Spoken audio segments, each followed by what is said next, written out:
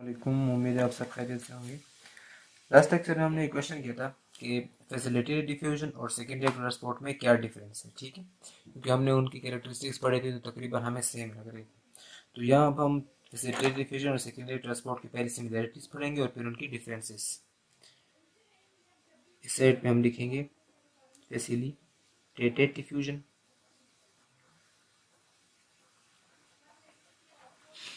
And दूसरी side पे हम लिखेंगे secondary active transport, especially the antipode portion or type or subcategory, whatever you say. So let's see how facilitated diffusion similar to secondary active transport or how it differs from it.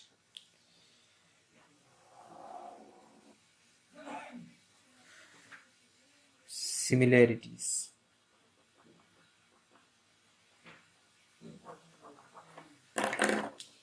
Let me highlight the today's topic. It will help a lot to identify the current topic. Okay, so the similarities between facilitated diffusion and secondary transports are, first of all, that the molecule is going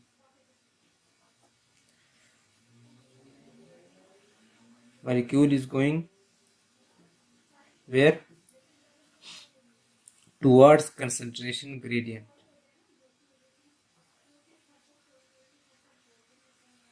And in antipode we have also studied that the one molecule is moving towards the concentration gradient. So same here. Same condition is here. Then other characteristics we have that the movement is completely passive. Here also the movement for that particular molecule is completely passive. Not overall. For that particular molecule. Listen to the words. Be careful. And if the movement is passive, there will be no energy consumption or usage of energy. Similarly, here will be no energy. Also, this facilitated diffusion is carried out by carrier proteins.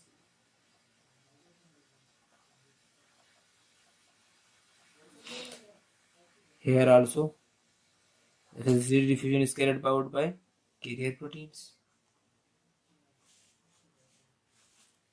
Then here we have another similarity, that is the size of the molecule is comparatively larger. Similarly here the size of the molecule is also larger. Now let us share the information about the differences between these two, because that's what the last question was and the today's topic is. What are the differences between facilitated diffusion? Why we not count the example of sodium and glucose in the facilitated diffusion, but we count it in the secondary active transport? So let me explain it to you. The first difference for facilitated diffusion is that the overall movement is downhill. Here in this case the overall movement is uphill movement.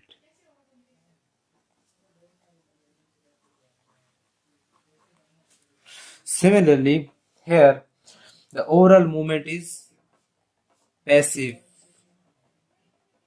while in that case the overall movement isn't passive, rather it's active, because there will be consumption of energy. But in this case, energy won't be utilized. Another difference is that the proteins, the transmembrane proteins that help in the facilitated diffusion are known as gates. They are gates. But the transfer proteins, the carrier transmembrane proteins that help in the process of secondary active transport, especially in the antipode, are not gates. They are pumps. They are pumps. And if we elaborate it, these pumps are called antipode pumps or counter transport. Okay, counter transport pumps. The next difference is that the facilitated diffusion gates have a possibility that they can only cross one molecule at a time. But these can more than one. Why? More than one molecule. Because these are bipods. Remember, these are bipods, not unipods. These are bipods pumps. Remember this.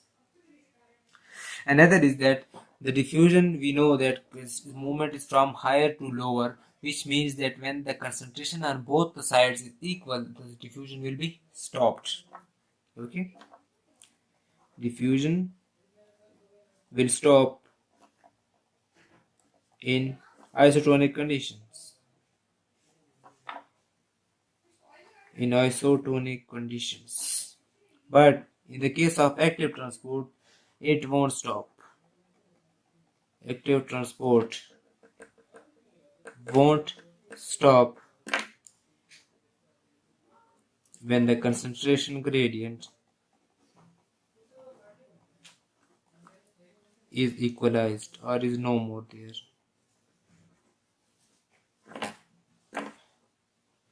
So these are the basic differences and similarities between facilitated diffusion and secondary active transport.